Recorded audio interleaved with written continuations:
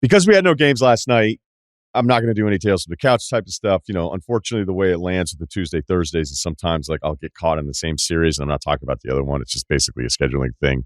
But after coming back from the Combine, hanging out, talking to people after the Combine, I just wanted to run through a bunch of different things as we lead into what is going to be a really interesting offseason, but also limited in maybe some of the excitement. But as soon as you say that with this league, that's not going to be the case because we have no idea the two or three things that are going to happen. You're going to be like, oh, man, didn't see that coming. And it kind of changes everything. But at least what we know, right? We know that Wembanyama is going to San Antonio.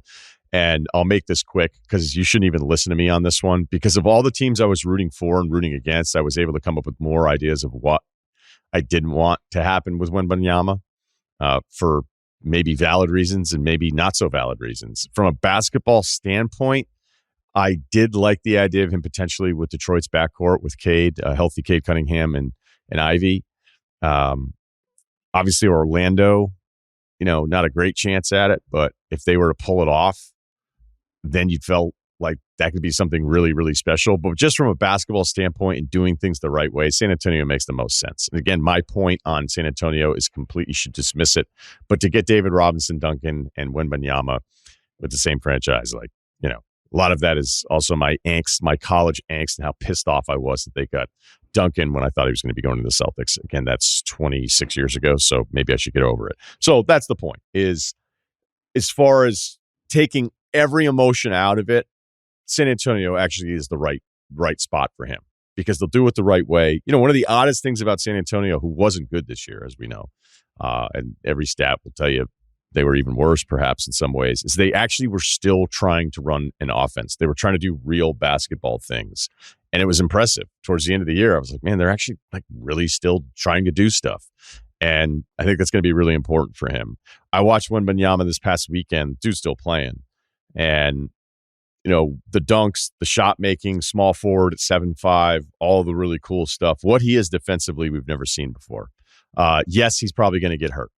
I think he's going to get hurt maybe multiple times. If Kevin Durant got hurt as many times as he did, would you still take him number one? Of course you would. And the dude's been hurt a lot. He's had two massive injuries in the middle of all the other times that he's had to shut it down. You would still take what Durant has been with his injuries, number one overall. And I have my own working theory of the big players who move like smaller players and the body just not being ready for that. And I've read about his feet workouts and some of the stuff that he's doing because he is, as you guys see that picture of him next to Rudy Gobert, he made Gobert, if you didn't know anybody's size, you go, no, that guy's 7'1" plus. And I think his frame's actually going to be bigger than Rudy's too. So he had a play defensively where it was kind of a pick and roll where the roll man, it's not that he beat him, but he got behind him. And at one point I'm like, oh, did he get beat on this? And it wasn't that he deflected the pass to the roll man. It's that the pass got behind him and looked like the pass was going to beat him. And he just reaches backwards. It's actually kind of hard to explain because when he did it, I just started laughing because you don't see stuff like that. So defensively, I believe he's special right away. Offensively, he's capable of being special. I know I saw the Broussard thing where it's like if he's not Akeem or Durant, then it's a disappointment. That's just fucking stupid. Sorry. I like Chris, but come on. But he's going to get hurt. He's going to get hurt. The point will be how many times will he actually be hurt? I would think. So if you look at what that means to the rest of it, I haven't talked to anybody out of the Combine. There hasn't felt like there's any kind of surprises here where it's obviously Wembanyama and then Brandon Miller or Scoot Henderson. And it depends on where you are with Scoot. He wasn't as good. People weren't as excited about him this past year as they were the previous year, even though he played less 2 years ago. I like him.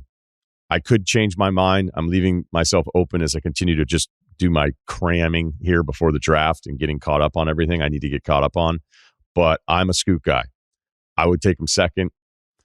The things I like about him aren't just that he's got some real juice to his game at 6'2". It was weird. I think coming out of high school, he was listed at 6'3". He was 17 when he entered the G League, did a 2-year deal, $500,000 each year. People think he may have been coasting a bit this season. Not going to be shocked. But there's some stuff that he can do. And this is the most important thing, the stuff that arouses me when it comes to basketball players. And it's a little Halliburton-ish. All right. When you watch Halliburton in college, you went, okay, he sees the game in a way that the other 9 guys on the court don't even see. Like, he sees possibilities they're not even aware of.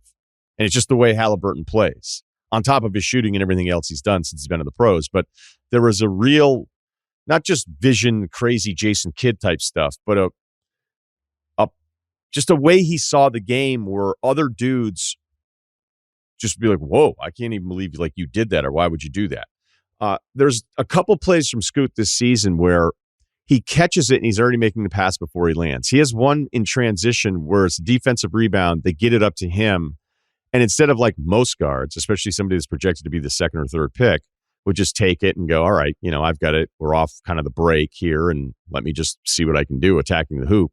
He already was making a pass to a guy ahead of him before he even lands.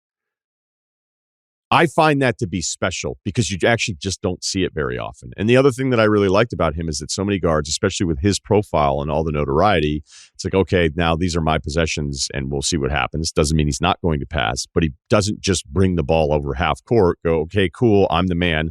Let's see what we can do here. It is, I've got the ball off of the defensive rebound. I look ahead and see a 2-on-2 or a 3-on-2, or I think somebody's open at the 3-point line. If I get it to them right now, they're going to have a wide open look off a push here.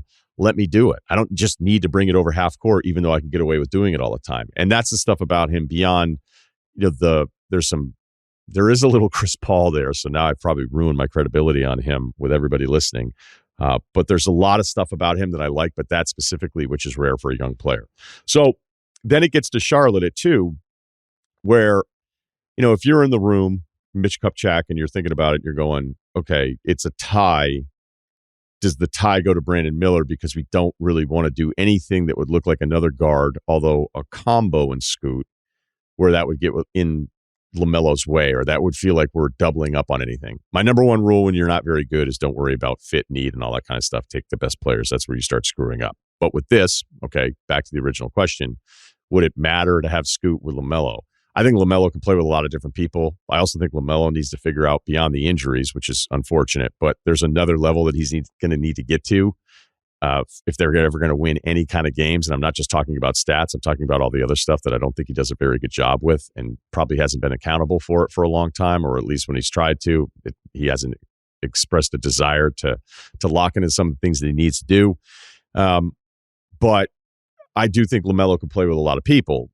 So the Scoot position thing, not a huge, I wouldn't look at it as a huge problem. There also is another tie where you could go, all right, well, what if Brandon Miller, digging into everything that happened off the court with Alabama, where I feel like teams are fine with it to a point, but what if Charlotte's thinking, okay, we were still dealing with this Miles Bridges decision.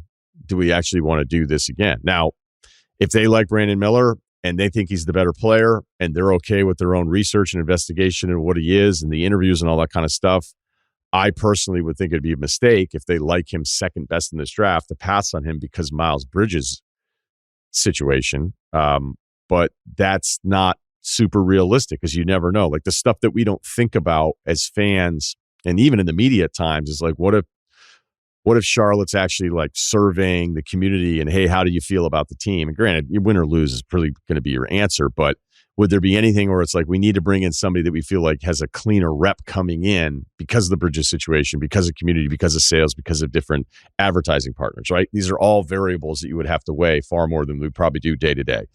So if Miller were to go second, what does that mean for Portland at 3?